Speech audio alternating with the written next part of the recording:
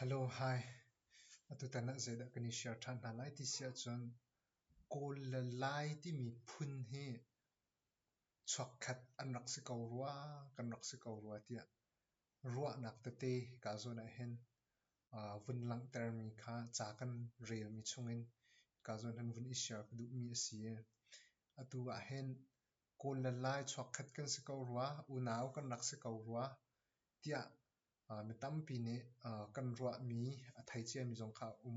ya thai ri lo mi tampi kan cha khan ka zo han chim du bik mi cho e kan kol mi phun sia lai mi phun kan sia khat la khat kara i en tai nak la i rem lo nak kong kha si lo in khan i kan tuan bia tu kha fiang tein i hal nau se kan tuan bia hi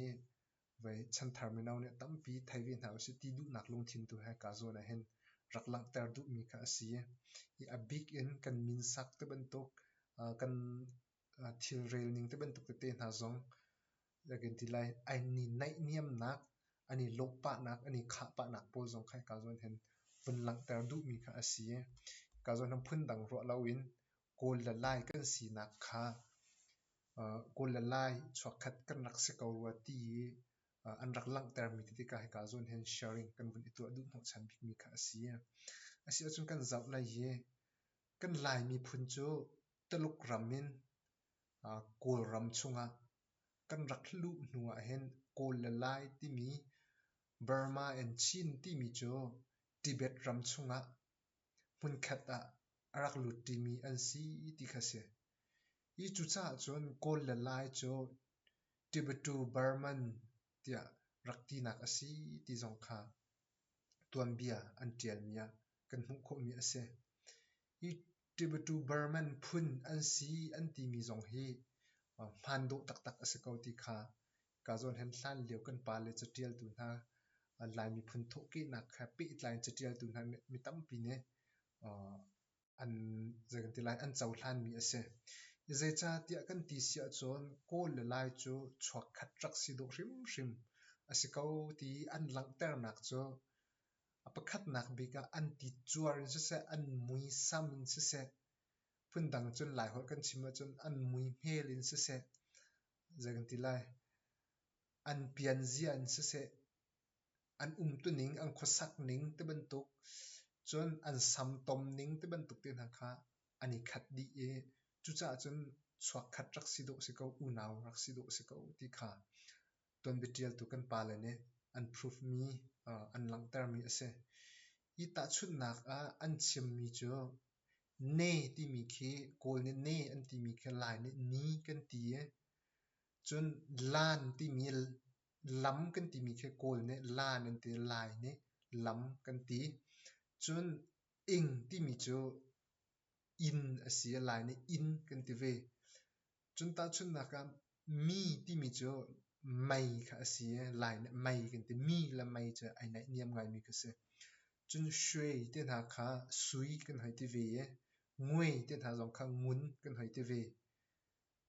chu ban tuk in khoi te na jong kha ui kan hai ti ye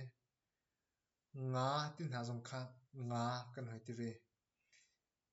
chu ban tuk chun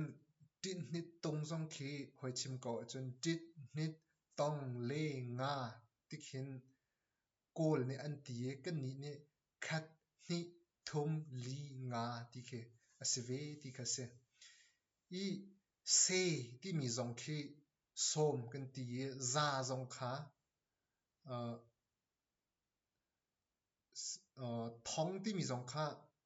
thong an ti ve I chimdu mi chu chuban to kan rel nak zong kha ai nai niam ngai ngai mi kha ase